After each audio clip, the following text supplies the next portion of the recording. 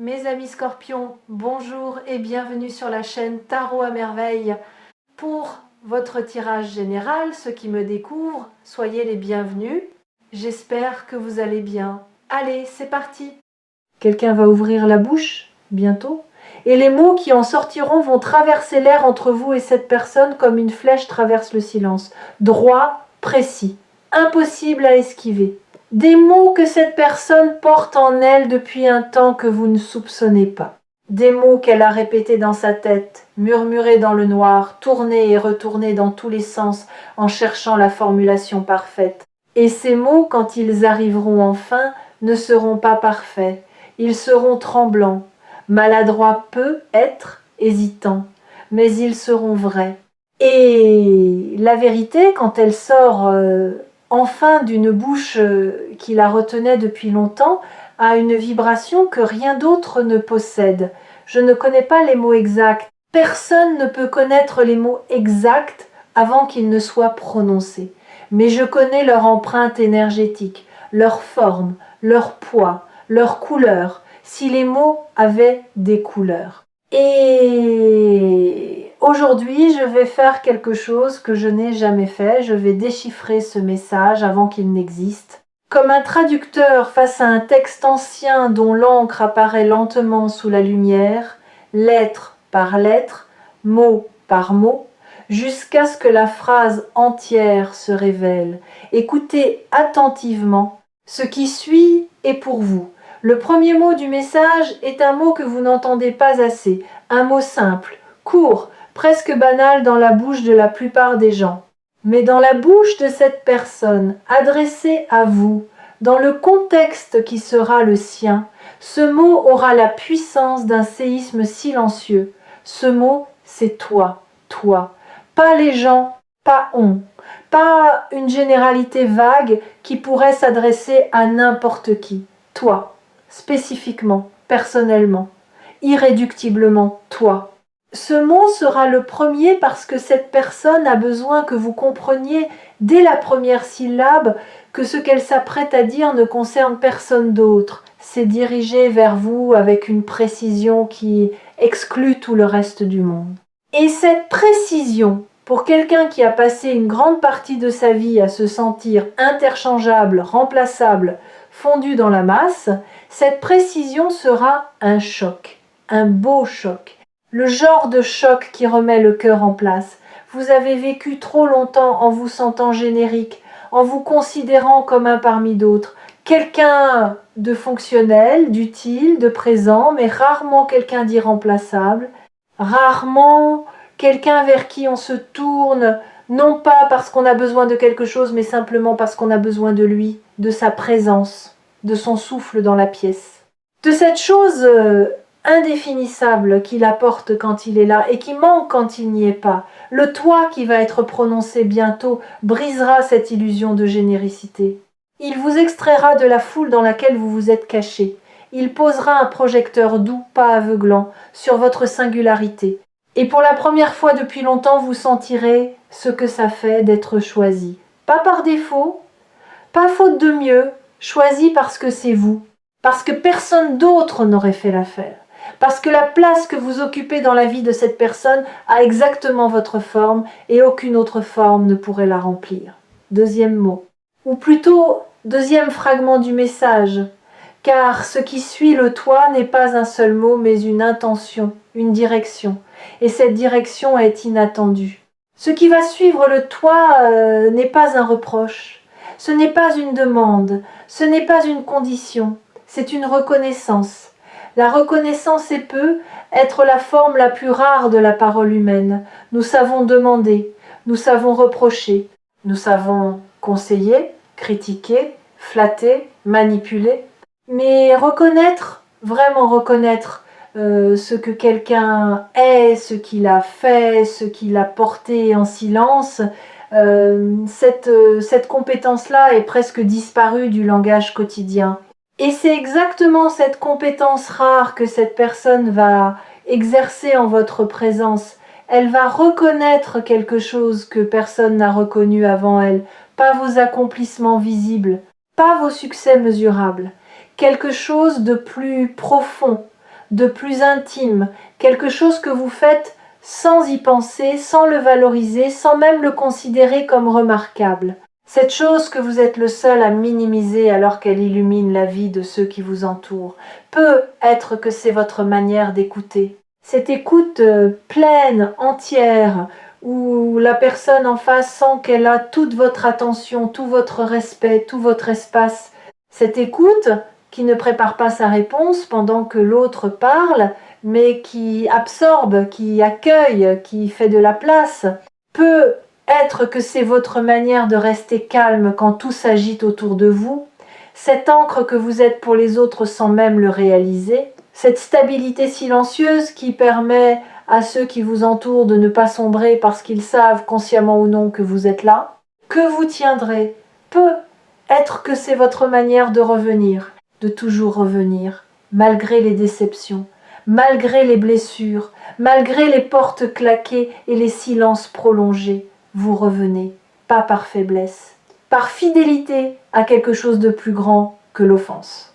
Par cette capacité rare et presque héroïque de voir au-delà du geste blessant et de reconnaître l'être blessé qui l'a posé. Ou peut être que c'est quelque chose d'encore plus subtil, votre manière de poser une question, pas n'importe quelle question, la bonne question, celle qui va droit au cœur du sujet que l'autre évite. Celle qui ouvre une porte que la personne en face n'osait pas ouvrir seule. Vous ne faites pas cela par stratégie, vous le faites parce que vous sentez. Vous percevez le non-dit avec une acuité qui déstabilise ceux qui préfèrent rester en surface, et cette perception, cette capacité de nommer ce que les autres taisent, c'est un don.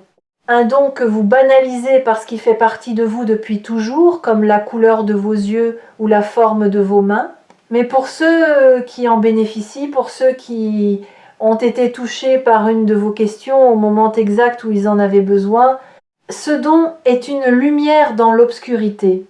Quelle que soit la chose précise que cette personne va reconnaître, l'effet sur vous sera le même. Un arrêt, un moment suspendu où le monde se tait et où vous entendez peut être pour la première fois la confirmation extérieure de ce que vous faisiez en silence, dans l'ombre, et sans attente de récompense. Et cette confirmation va déclencher quelque chose en vous. Pas de la fierté, pas de la vanité, quelque chose de plus fondamental, de la légitimité.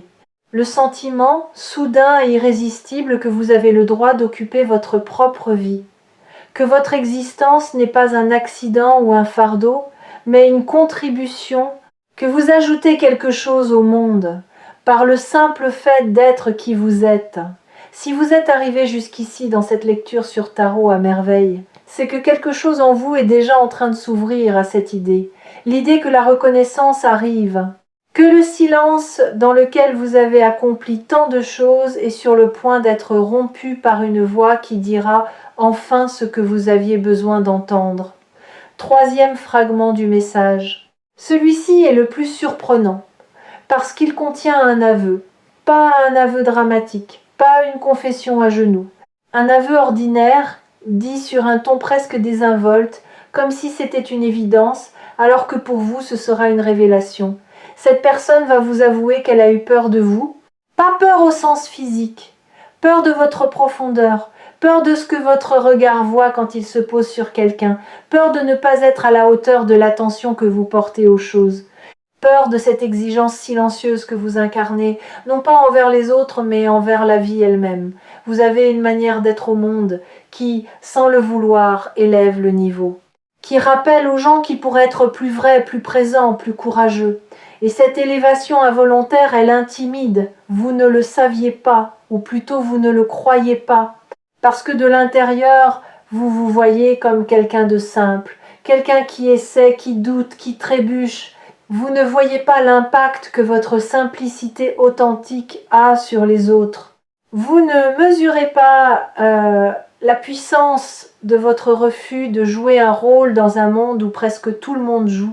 Il y a un mot pour désigner ce que vous êtes, un mot que vous n'utiliseriez jamais pour vous décrire. Ce mot, c'est référence. Vous êtes devenu sans le chercher, une référence pour cette personne.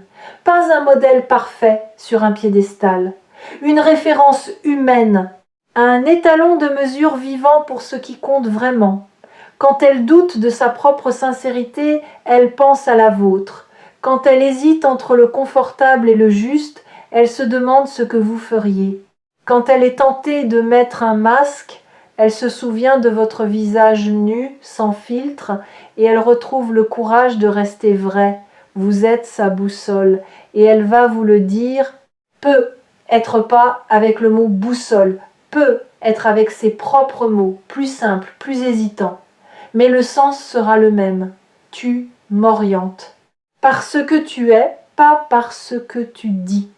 Par ta présence, pas par tes conseils, par ta manière d'exister qui me rappelle comment je veux exister moi aussi. Recevoir cette information va vous déstabiliser, parce que vous n'avez jamais pensé à vous en ces termes.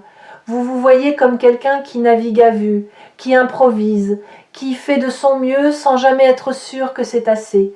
Et apprendre que se faire de son mieux bancal et tâtonnant est devenu la lumière de quelqu'un d'autre, cela va redistribuer les cartes de votre propre perception.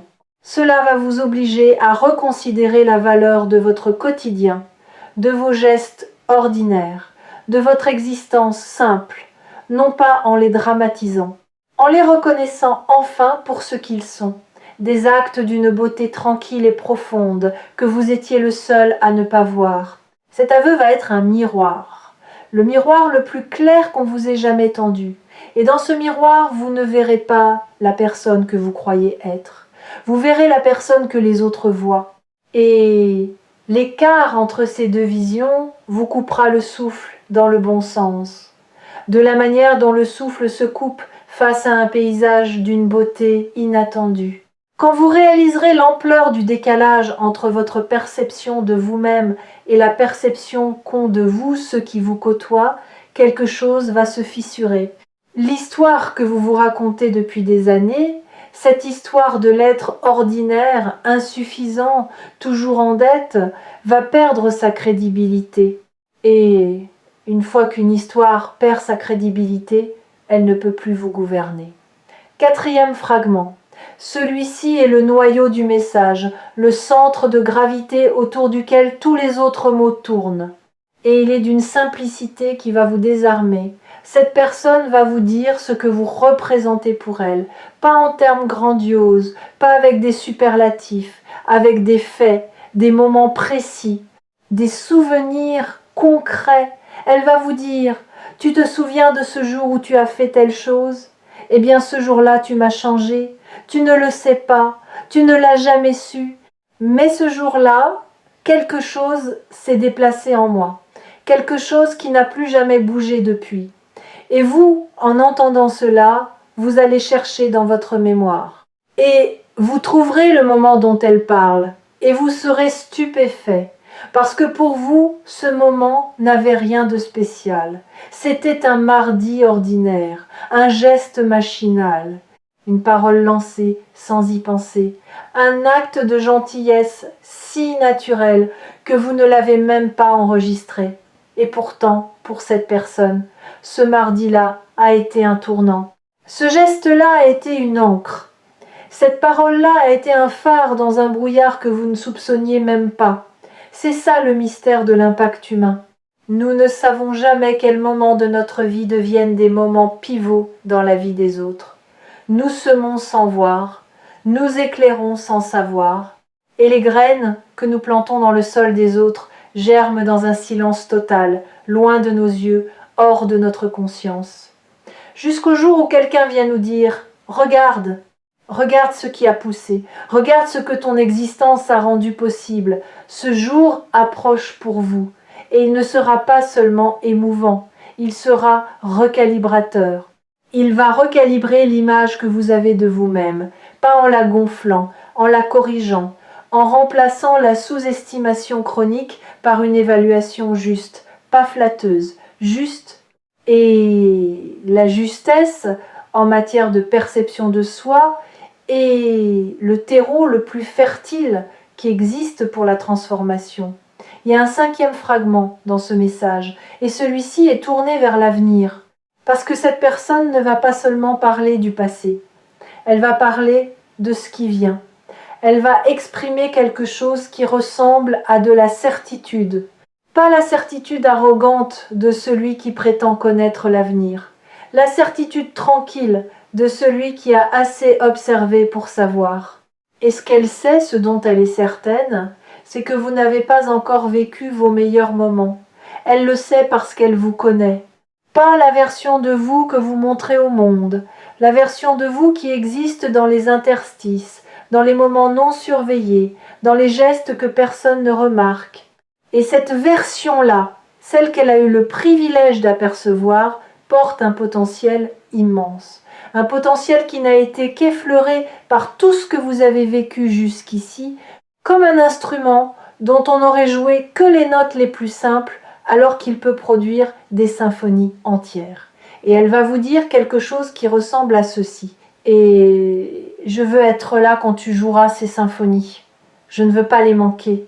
Je ne veux pas apprendre, des années plus tard, que tu as fait des choses extraordinaires et réaliser que j'étais trop loin, trop absent, trop silencieux pour y assister.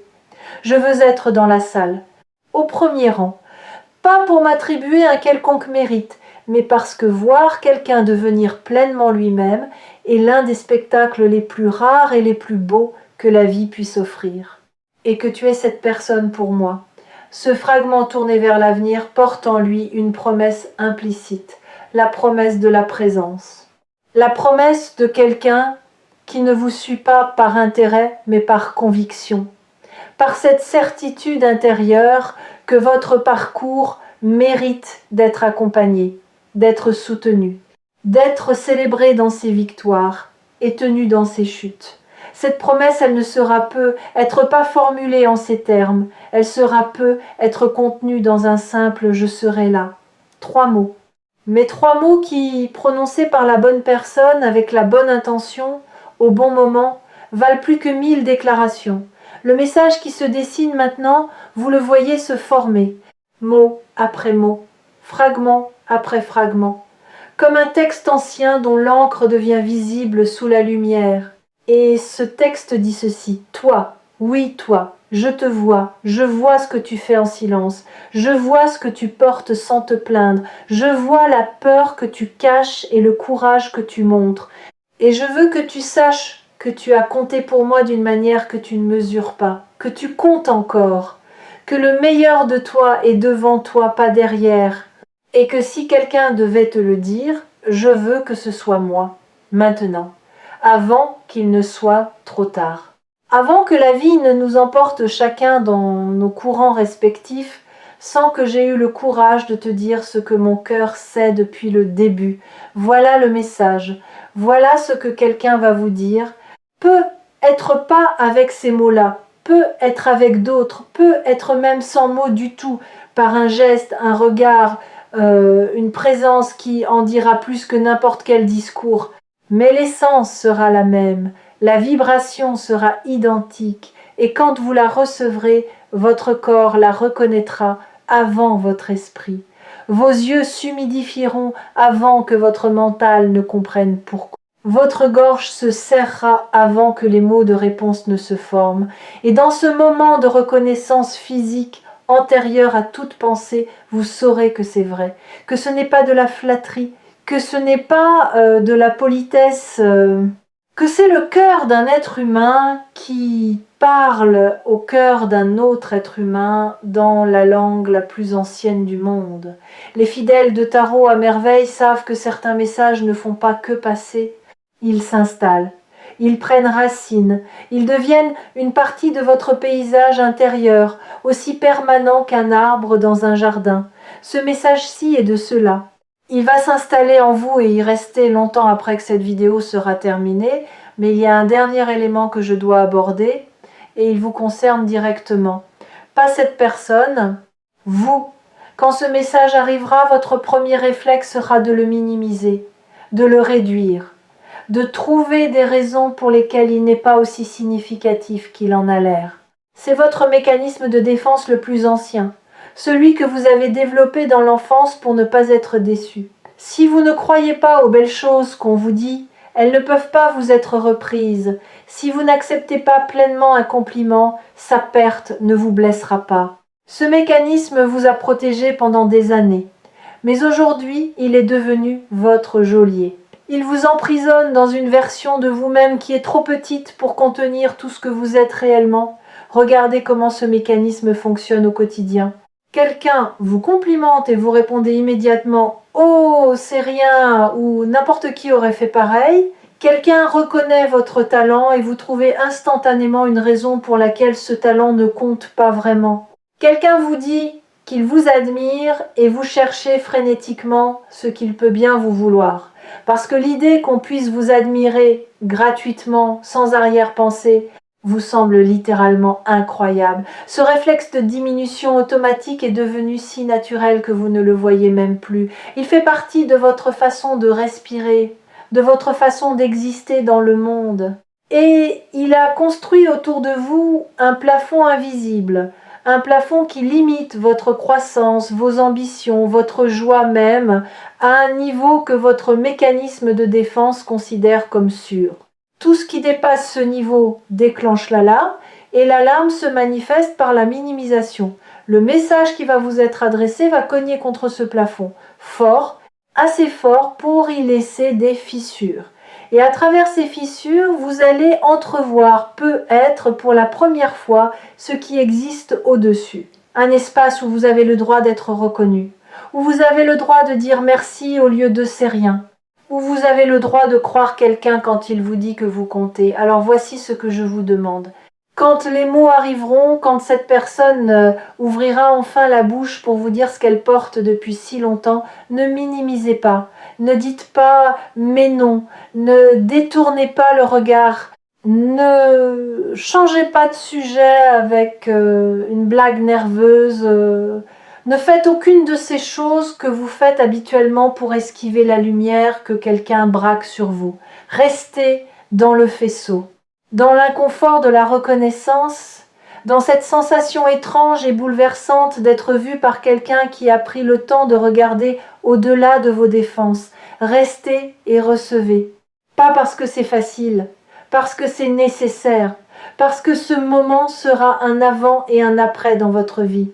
Un point de démarcation entre la version de vous qui ne croyait pas mériter les belles choses et la version de vous qui commence lentement, timidement, mais irréversiblement, à accepter qu'elle les mérite. Ce que cette personne va vous dire n'est pas une gentillesse, c'est une vérité.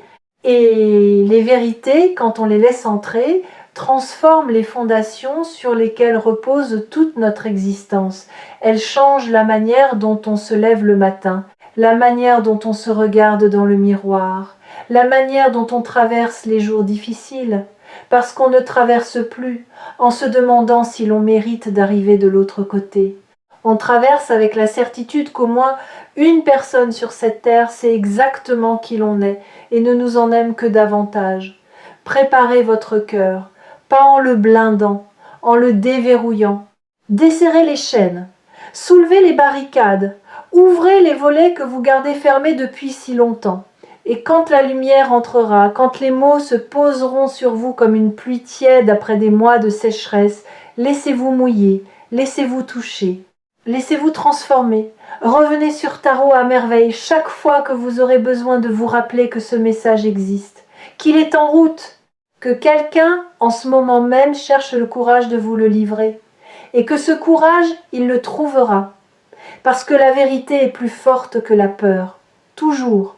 Sans exception, écoutez attentivement, les premiers mots sont déjà dans l'air, vous les entendrez bientôt, et quand vous les entendrez, souvenez-vous de cette vidéo.